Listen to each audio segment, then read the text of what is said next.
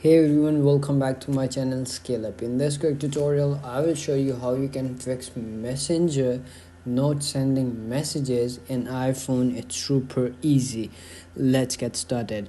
To do that, you have a good internet and check it out if your app isn't updated or not. To check that, go to App Store and then search over here Messenger and then search over here, and then you will find the app, and you will see over here when it's about to update. You will see over here update option, but in my case I have updated previously and now I am seeing this option open.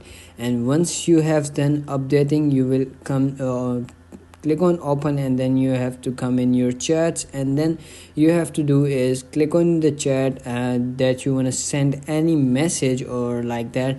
So you have to do is type over here that message you want to send it to. So like I want to send over here hello, and then click on send, and now you can see over here the send button is over here.